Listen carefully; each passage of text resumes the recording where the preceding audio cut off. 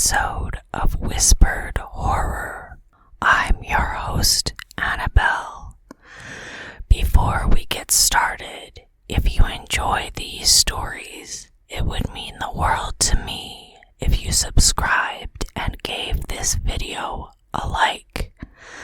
Today, we will be reading from Dracula by Bram Stoker. Chapter 15, Dr. Seward's Diary, continued. For a while, sheer anger mastered me. It was as if he had, during her life, struck Lucy on the face. I smote the table hard and rose up as I said to him, "Dr. Van Helsing, are you mad?" He raised his head and looked at me, and somehow the tenderness of his face calmed me at once. "Would I were," he said. "Madness were easy to bear compared with truth like this. Oh, my friend, why, think you, did I go so far round? Why take so long to tell so simple a thing? Was it because I hate you and have hated you all my life? Was it because I wished to give you pain? Was it that I wanted, so late, revenge for that time when you saved my life, and from a fearful death? Ah, no. Forgive me, said I. He went on. My friend, it was because I wished to be gentle in the breaking to you, for I know you have loved that so sweet lady, but even yet I do not expect you to believe. It is so hard to accept at once any abstract truth that we may doubt such to be possible when we have always believed the no of it. It is more hard still to accept so sad a concrete truth, and of such a one as Miss Lucy. Tonight I go to prove it. Dare you come with me? This staggered me. A man does not like to prove such a truth. Byron accepted from the category jealousy, and proved the very truth he most abhorred. He saw my hesitation and spoke. The logic is simple. No madman's logic this time, jumping from tussock to tussock in a misty bog. If it not be true, then proof will be relief. At worst it will not harm. If it be true, there is the dread. Yet every dread should help my cause, for in it is some need of belief. Come, I tell you what I propose. First, that we go off now and see that child in the hospital. Dr. Vincent, of the North Hospital, where the papers say the child is a friend of mine, and I think of yours since you were in class at Amsterdam. He will let two scientists see his case, if he will not let two friends. We shall tell him nothing, but only that we wish to learn, and then—" He took a key from his pocket and held it up. "And then we spend the night, you and I, in the churchyard where Lucy lies. This is the key that locked the tomb. I had it from the coffin man to give to Arthur. My heart sank within me, for I felt that there is some fearful ordeal before us. I could do nothing, however, so I plucked up what heart I could, and said that we had better hasten, as the afternoon was passing. We found the child awake. It had had a sleep and taken some food, and altogether was doing on well. Dr. Vincent took the bandage from its throat and showed us the punctures. There was no mistaking the similarity to those which had been on Lucy's throat. They were smaller and the edges looked fresher, that was all. We asked Vincent to what he attributed them, and he replied that it must have been a bite of some animal, perhaps a rat, but for his own part he was inclined to think it was one of the bats which are so numerous in the northern heights of London. Out of so many harmless ones, he said, there may be some wild specimen from the south of a more malignant species. Some sailor may have brought one home, and it managed to escape, or even from the zoological gardens, a young one may have got loose, or one be bred there from a vampire. These things do occur, you know. Only 10 days ago a wolf got out and was, I believe, traced up in this direction. For a week after, the children were playing nothing but Red Riding Hood on the heath, and in every alley in the place until this bloofer lady scare came along. Since then, it has been quite a gala time with them. Even this poor little mite, when he woke up today, asked the nurse if he might go away. When she asked him why he wanted to go, he said he wanted to play with the bloofer lady. I hope, said Van Helsing, when you are sending the child home, you will caution its parents to keep strict watch over it. These fancies to stray are most dangerous, and if the child were to remain out another night, it would probably be fatal. But in any case, I suppose you will not let it away for some days. Certainly not for a week at least, longer if the wound is not healed. Our visit to the hospital took more time than we had reckoned on, and the sun had dipped before we came out. When Van Helsing saw how dark it was, he said, "There is not a hurry. It is more late than I thought. Come, let us seek somewhere that we may eat, and then we shall go on our way." We dined at Jack Straw's castle along with a little crowd of bicyclists and others who were genially noisy. About 10 o'clock we started from the inn. It was then very dark, and the scattered lamps made the darkness greater. When we were once outside of their individual radius, the professor had evidently noted the road we were to go to, for he went on unhesitatingly, but as for me, I was in quite a mix-up as to locality. As we went further, we met fewer and fewer people, till at last we were somewhat surprised when we met even the patrol of the horse police going their usual suburban round. At last we reached the wall of the churchyard, which we climbed over with some little difficulty, for it was very dark, and the whole place seemed so strange to us. We found the western tomb. The professor took the key, opened the creaky door, and standing back politely but quite unconsciously motioned me to precede him. There was a delicious irony in the offer, in the courteousness of giving preference on such a ghastly occasion. My companion followed me quickly and cautiously drew the door to, after carefully ascertaining that the lock was a falling and not a spring one. In the latter case we should have been in a bad plight. When he fumbled in his bag and, taking out a matchbox and a piece of candle, proceeded to make a light. The tomb in the daytime, and when wreathed with flowers, had looked grim and gruesome enough, but now, some days afterwards, when the flowers hung lank and dead, their whites turning to rust and their greens to brown, when the spider and beetle had resumed their accustomed dominance, when the time-discolored stone and dust-encrusted mortar and rusty dank iron and tarnished brass and clouded silver plating gave back the feeble glimmer of a candle, the effect was more miserable and sordid than could have been imagined. It conveyed irresistibly the idea that life, animal life, was not the only thing which could pass away. Van Helsing went about his work systematically, holding his candle so that he could read the coffin plates, and so holding it that the sperm dropped in white patches which congealed as they touched the metal. He made assurance of Lucy's coffin, another search in his bag, and he took out a turn screw. "What are you going to do?" I asked. "To open the coffin. You shall yet be convinced." Straightway he began taking out the screws, and finally lifted off the lid, showing the casing of lead beneath. The sight was almost too much for me. It seemed to have been as much an affront to the dead as it would have been to have stripped off her clothing in her sleep whilst living. I actually took hold of his hand to stop him. He only said, "You shall see," and began, and again fumbling in his bag, took out a tiny fret saw.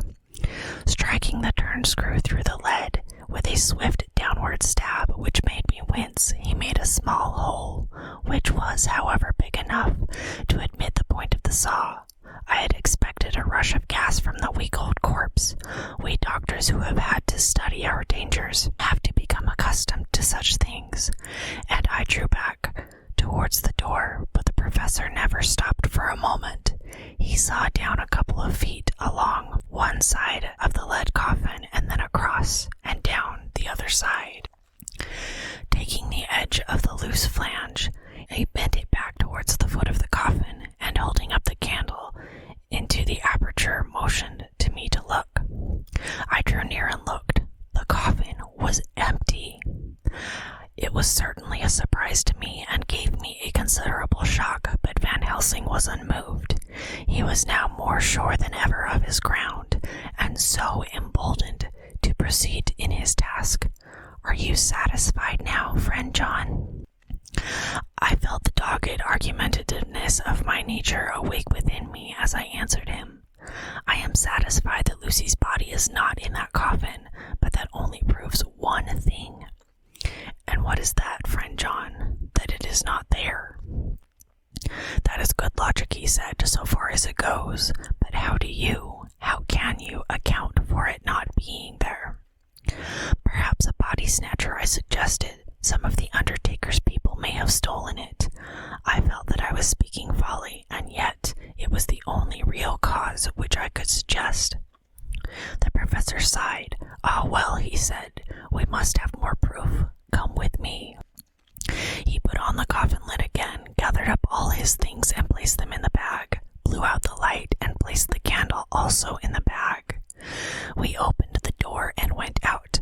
Behind us he closed the door and locked it. He handed me the key, saying, "Will you keep it? You had better be assured." I laughed. It was not a very cheerful laugh, I am bound to say, as I motioned him to keep it. "A key is nothing," I said. "There are many duplicates. And anyhow, it is not difficult to pick a lock of this kind." He said nothing, but put the key in his pocket.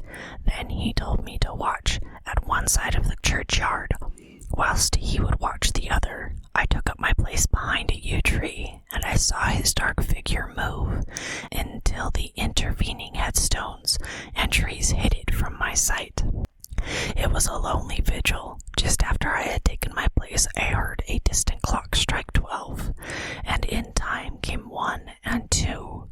I was chilled and unnerved, and angry with the professor for taking me on such an errand, and with myself for coming. I was too cold and too sleepy to be keenly observant, and not sleepy enough to betray my trust, so altogether I had a dreary, miserable time. Suddenly, as I turned around, I thought I saw something like a white streak moving between 2 dark yew trees at the side of the churchyard farthest from the tomb. At the same time, a dark mass moved from the professor's side of the ground and hurriedly went towards it. Then I too moved, but I had to go around headstones and rallied off tombs, and I stumbled over graves. The sky was overcast, and somewhat far off, an early cock crew. A little ways off, beyond a line of scattered juniper trees, which marked the pathway to the church, a white dim figure flitted in the direction of the tomb. The tomb itself was hidden away by trees, and I could not see where the figure had disappeared. I heard the rustle of actual movement where I had first seen the white figure, and coming over, found the professor holding in his arms a tiny child. When he saw me, he held it out to me and said, "Are you satisfied now?" "No," I said in a way that I felt was aggressive. "Do you not see the child?" "Yes, it is a child, but who brought it here? And is it wounded?" I asked. "We shall see," said the professor, and with one impulse we took our way out of the churchyard, he carrying the sleeping child. When we had got some little distance away, we went into a clump of trees and struck a match and looked at the child's throat. It was without a scratch or scar of any kind. "Was I right?" I asked triumphantly. "We were just in time," said the professor thankfully. We now had to decide what we were to do with the child, and so consulted about it. If we were to take it to a police station, we should have to give some account of our movements during the night. At least we should have had to make some statement as to how we had come to find the child. So finally we decided we would take it to the heath, and when we heard a policeman coming, we would leave it where he could not fail to find it. We would then seek our way home as quickly as we could. All fell out well. At the edge of the Hampstead Heath, we heard a policeman's heavy tramp, and laying the child on the pathway, we waited and watched until he saw it as he flashed his lantern to and fro. We heard his exclamation of astonishment, and then we went away silently. By good chance we got a cab near the Spaniards, and drove to town. I cannot sleep, so I make this entry, but I must try to get a few hours' sleep, as Van Helsing is to call for me at noon. He insists that I go with him on another expedition. 27 September.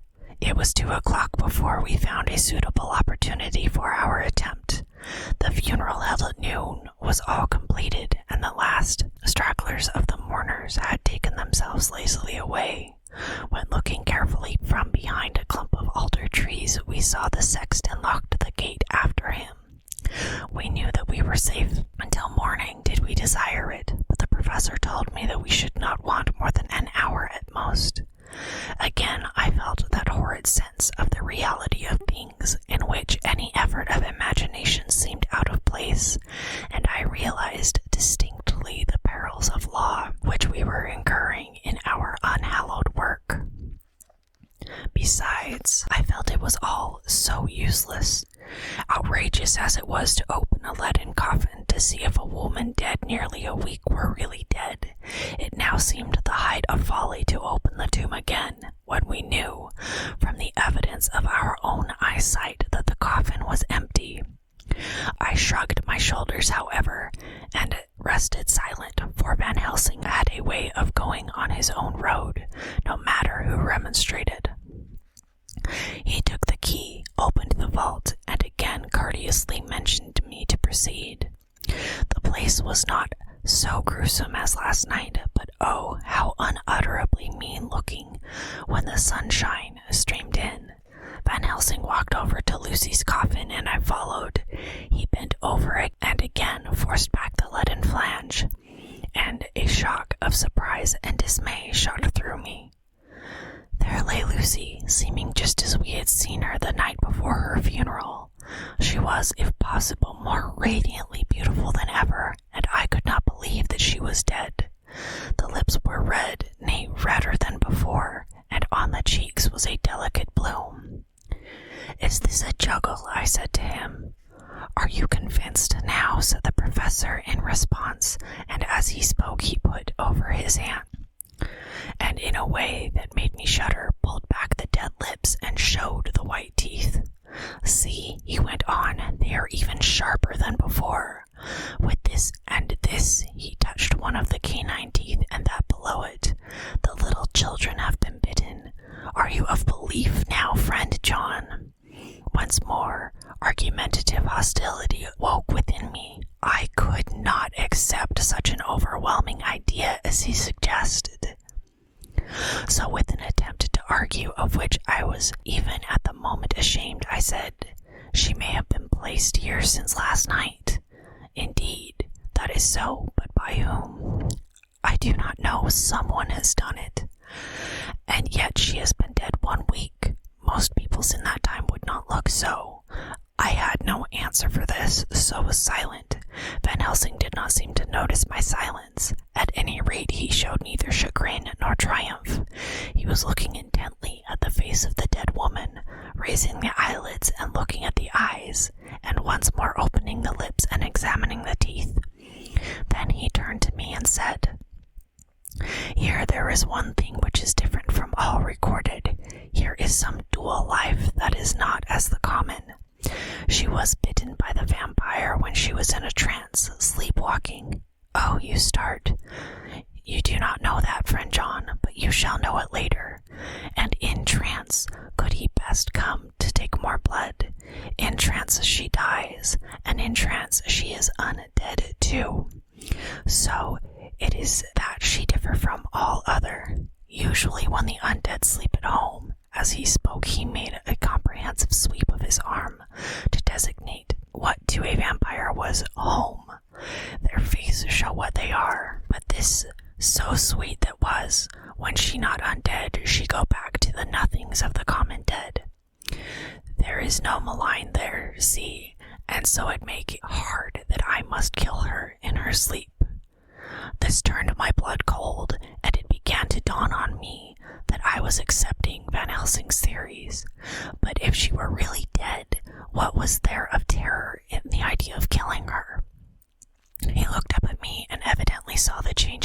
face, for he said almost joyously, "Ah, you believe now."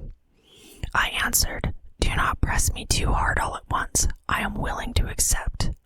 How will you do this bloody work?" "I shall cut off her head and fill her mouth with garlic, and I shall drive a stake through her body." It made me shudder to think of so mutilating the body of the woman whom I had loved, and yet the feeling was not so strong as I had expected. I was, in fact, beginning to shudder at the presence of this being, this undead, as Van Helsing had called it, and I loathed it. Is it possible that love is all subjective, or all objective? I waited a considerable time for Van Helsing to begin, but he stood as if wrapped in thought. Presently he closed the catch of his bag with a snap and said, "I have been thinking, and I have made up my mind as to what is best. If I did simply follow my inclining, I would do now, at this moment, what is to be done. But there are other things to follow, and things that are 1,000 times more difficult, in that them we do not know. This is simple. She have yet no life taken, though that is of time, and to act now would be to take danger from her forever. But then we may have want to Arthur, and how shall we tell him of this? If you, who saw the wounds on Lucy's throat, and saw the wounds so similar on the child's at the hospital, if you, who saw the coffin empty last night, and full today with a woman who have not changed only to be more rose and more beautiful in a whole week after she die, if you know of this, and you know of the white figure last night that brought the child to the churchyard, and yet of your own senses you did not believe, how then can I expect Arthur, who know none of those things, to believe? He doubted me when I took from him her kiss when she was dying. I know he has forgiven me, because in some mistaken idea I have done things that prevent him say goodbye as he ought. And he may think that in some more mistaken idea this woman was buried alive, and that in most mistake of all we have killed her. He will then argue back that it is we mistaken ones that have killed her by our own ideas, and so he will be much unhappy always. Yet he will never be sure, and that is the worst of all. And he will sometimes think that she he loved was buried alive, and that will paint his dreams with horrors of what she must have suffered. And again he will think that we may be right, and that his so beloved was, after all, an undead. No, I told him once, and since then I learned much. Now, since I know all is true, 100,000 times more do I know that he must pass through the bitter waters to reach the sweet. He, poor fellow, must have 1 hour that will make the very face of heaven grow black to him. Then can we act for good all around it and send him peace. My mind is made up. Let us go. You return home for tonight to your asylum and see that all be well. As for me, I shall spend the night here in this churchyard in my own way. Tomorrow night you will come to me to the Berkeley Hotel at 10 of the clock. I shall send for Arthur to come too, and also that fine young man of America that gave his blood. Later we shall all have work to do. I come with you so far as Piccadilly and there dine, for I must be back here before the sun set. So we locked the tomb and came away, and got over the wall of the churchyard, which was not much of a task, and drove back to Piccadilly. Note left by Van Helsing in his portmanteau, Berkeley Hotel, directed to John Seward, M.D., not delivered. 27 September. Friend John, I write this in case anything should happen. I go alone to watch in that churchyard. It pleases me that the undead Miss Lucy shall not leave tonight, that so on the morrow night she may be more eager. Therefore I shall fix some things she like not, garlic and a crucifix, and so seal up the door of the tomb. She is young as undead and will heed. Moreover, these are only to prevent her coming out. They may not prevail on her wanting to get in, for the undead is desperate and must find the line of least resistance, whatsoever it may be. I shall be at hand all the after sunrise, and if there aught that may be learnt, I shall learn it. For Miss Lucy or from her I have no fear, but that other to whom is there that she is undead. He have not the power to seek her tomb and find shelter. He is cunning, as I know from Mr. Jonathan and from the way that all along he have fooled us when he played with us for Miss Lucy's life, and we lost. And in many ways the undead are strong. He have always the strength in his hand of 20 men, and even we 4 who gave our strength to Miss Lucy, it is also to him. Besides, he can summon his wolf, and I know not what. So if it be that he came thither on this night, he shall find me, but none other shall until it be too late. But it may be that he will not attempt the place. There is no reason why he should. His hunting ground is more full of game than the churchyard where the undead woman sleeps, and the old man watch.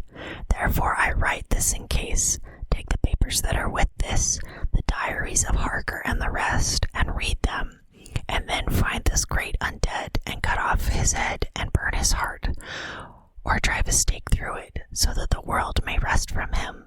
If it so be, farewell, Van Helsing. Dr. Seward's Diary, 28 September.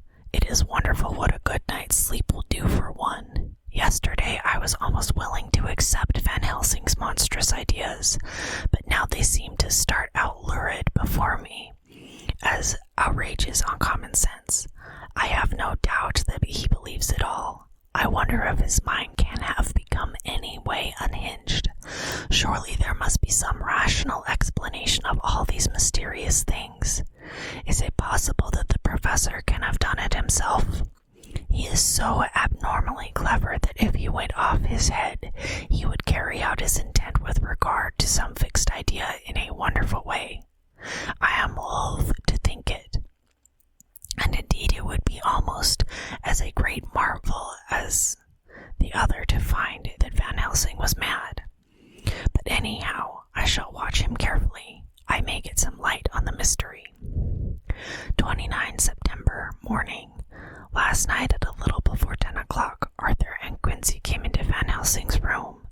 He told us all what he wanted us to do, but especially addressing himself to Arthur, as if all our wills were centered on his. He began by saying that he hoped we would all come with him too, for, he said, there is a grave duty that be done here. You are doubtless surprised at my letter. This query was directed to Lord Godalming. I was. It rather upset me for a bit. There has been so much trouble around my house of late that I could do without any more. I have been curious, too, as to what you mean. Quincy and I talked it over, but the more we talked, the more puzzled we got. Till now, I can say for myself that I am about up a tree as to the meaning about anything. Me too, said Quincy Morris laconically. Oh, said the professor, then you are nearer the beginning, both of you, than friend John here, who has to go a long way back before he can even get so far as to begin. It was evident that he recognized my return to my old doubting frame of mind without my saying a word. Then turning to the other two, he said with intense gravity, I want your permission to do what I think good this night.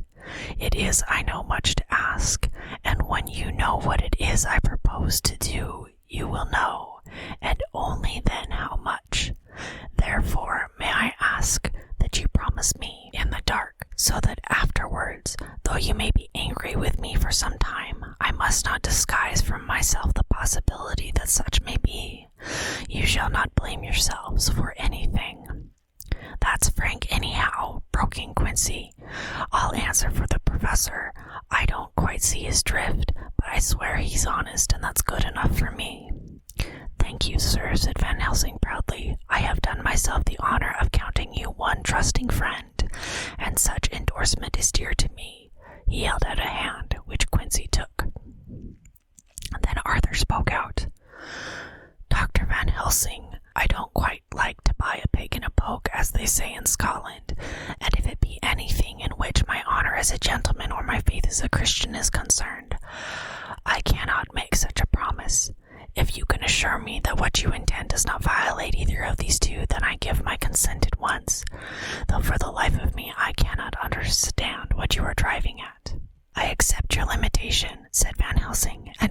ask of you is that if you feel it necessary to condemn any act of mine, you will first consider it well, and be satisfied that it does not violate your reservations." "Agreed," said Arthur, "that is only fair.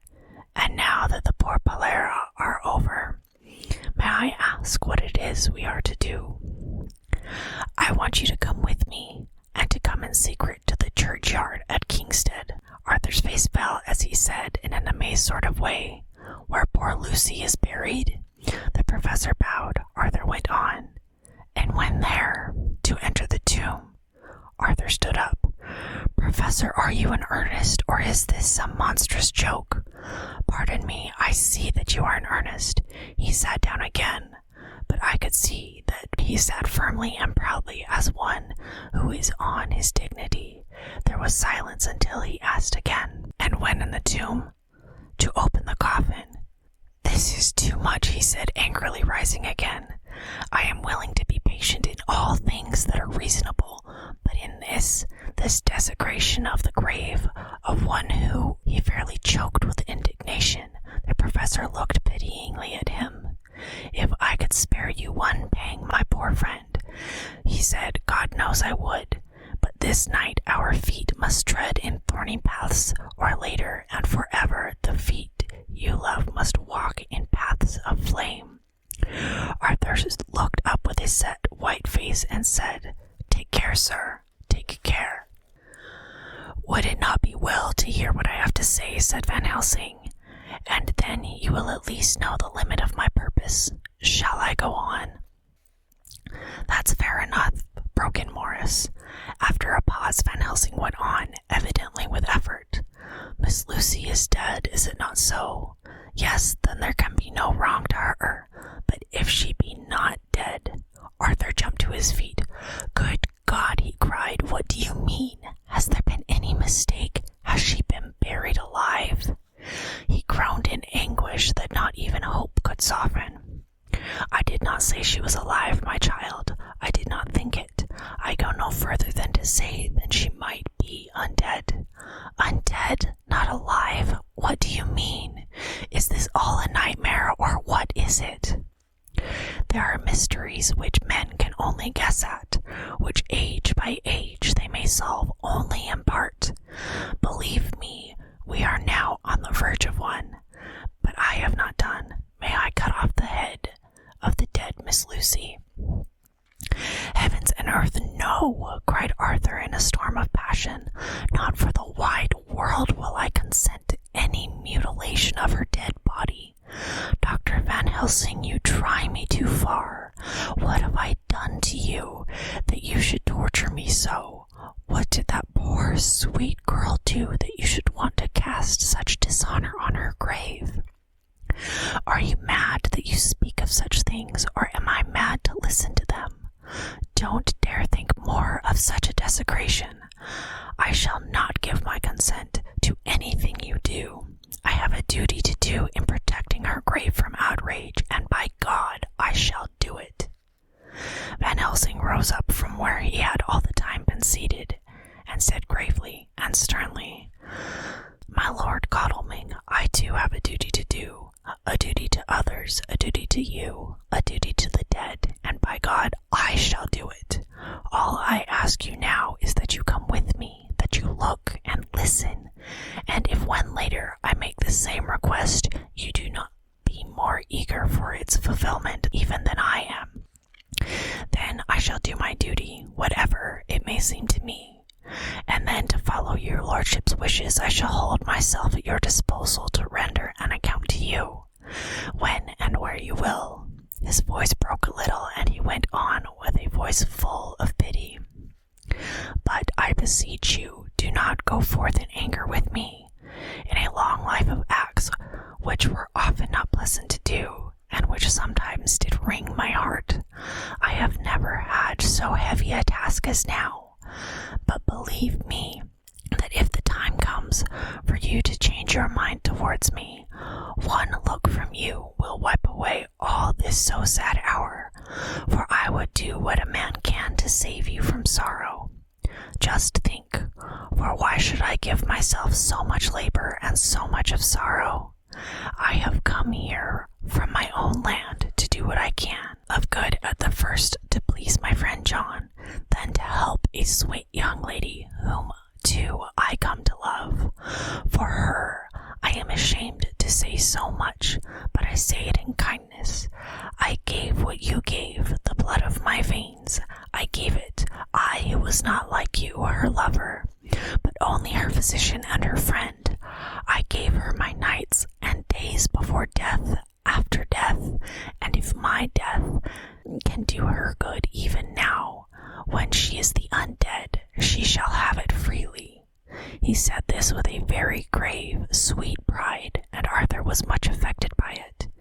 He took the old man's hand and said in a broken voice, "Oh, it is hard to think of it, and I cannot understand, but at least I shall go with you and wait." This concludes today's episode of Whispered Horror. Tune in next time to continue listening to Dracula by Bram Stoker. Once again, if you enjoy these stories, please subscribe and like the video.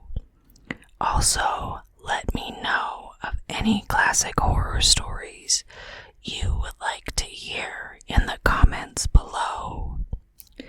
Thank you so much for listening, and remember, it's okay to be afraid.